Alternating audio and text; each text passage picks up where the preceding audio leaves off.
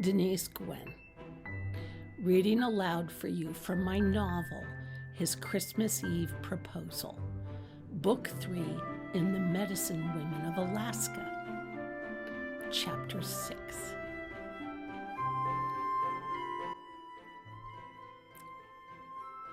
Drew was absolutely gobsmacked. The last time he'd dealt with Beck's triad, he'd been a resident at the University of Minnesota School of Medicine, and it certainly didn't come to his notice in his ordinary, day-to-day life as a family physician. But Naomi Schuster had simply walked into this makeshift OR, wrested control out of his brothers and his hands, and shown them the grit and the steel beneath her deceptively sweet demeanor. She drained the pericardial sac as if she'd performed the procedure 100 times a day. And when she placed the stethoscope back on the patient's chest and smiled secretly to herself, he figured she was entitled to her smug attitude. She knew she'd done her work and saved the patient's life. Naomi Schuster was a brilliant surgeon. And if that was the case, then what in the world was she doing in Gnometown, Alaska, setting up a small-town practice? She ought to be working in a huge hospital in one of the larger cities, running her own OR and taking care of serious surgical cases, instead of tending to the needs of the small population of this remote section of Alaska. As she finished filling the tube with the patient's blood, the walls of the building throbbed, indicating the arrival of the helicopter as it landed on the building roof. He glanced to Paul, who nodded, and some nurses hurried into the room with buckets of ice. She was a take-charge kind of girl. She reminded him of his ex, Danielle, and how she turned into a completely different woman the minute she walked into an operating room.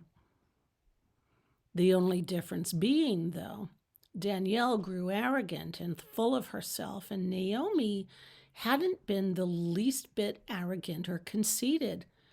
She was just very firm and in command and control of the entire room and herself. "How's he doing?" Paul asked helplessly. "He'll make it to the hospital, and he'll need a CT scan and surgery depending on the injuries he sustained. But he should make it," Naomi said in a matter-of-fact voice. Naomi gave the paramedics precise instructions as to how to handle the patient, and before they left with him, Drew adjusted the oxygen mask and strapped the ties closely around the patient's head. He followed her and the paramedics up to the roof, watched helplessly as she issued some more instructions as the orderlies packed the patient up and into the helicopter.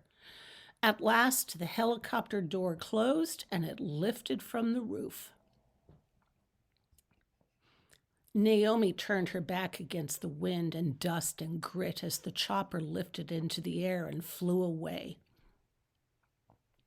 Once the blades could no longer be heard, she fetched a heavy sigh. "Wow," she said, "I sure hope they get him to the hospital in time." Drew turned to her. "What in the world happened in there?" "What do you mean?" "You're one of the most skilled trauma surgeons I've ever seen." "Oh, you're just being nice," she said and turned her head away. "Anybody could have done what I did." "Are you kidding me? I'm an ordinary doctor, but you just performed a miracle." "Oh, come on," she said, looking uneasy. You're so self-effacing. You saved the patient's life. I doubt I could have managed it.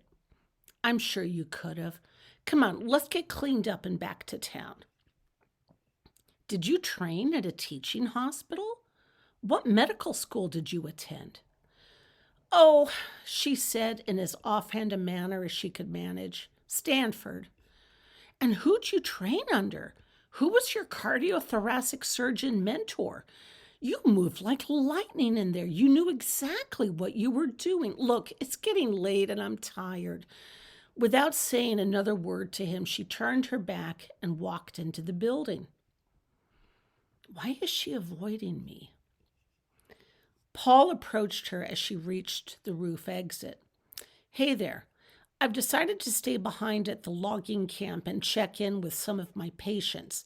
But the guy who's running the lumber mill, Harry, will run you and my brother back into town whenever you're ready. Oh, that'd be great, she said. I'm worn out. Drew followed her down the stairs and cleaned himself up alongside her at the sinks, but they did not utter a word to one another. As Harry walked Drew and Naomi out to his battered truck, he said, "The guys are really stressed out. The logging's behind schedule, and Mr. Velasquez is flying out here tomorrow to inspect the progress, and my foreman, Chuck, is nervous as all get out." Drew handed Naomi up into the truck, and as he did so, he recalled with a rueful smile how he'd planted his hand squarely on her butt an hour earlier to help get her into Paul's truck. He wondered if she resented his conduct, but so far she'd not uttered a word.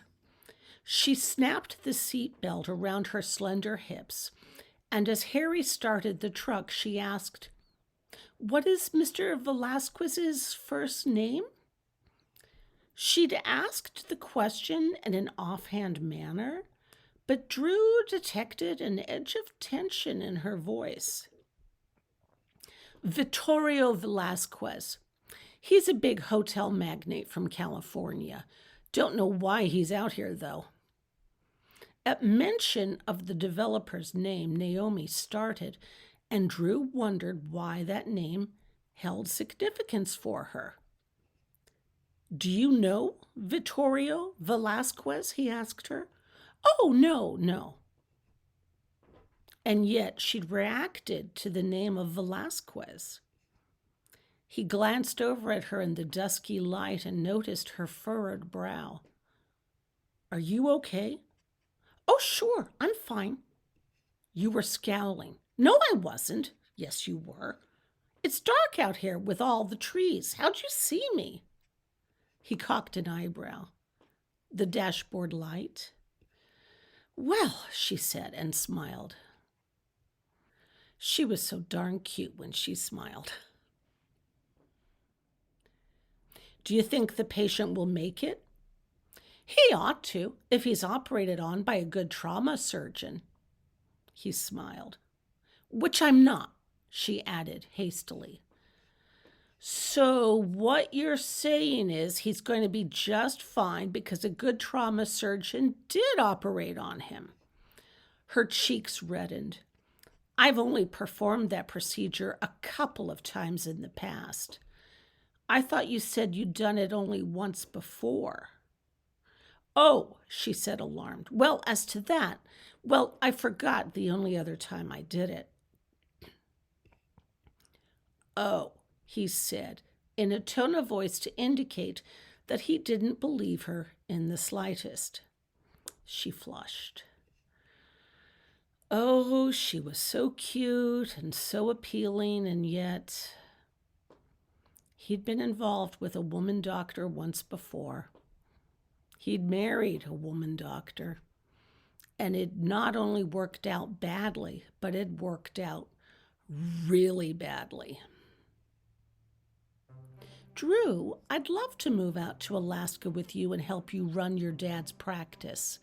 Alaska sounds so exciting. Think of all the places we can visit."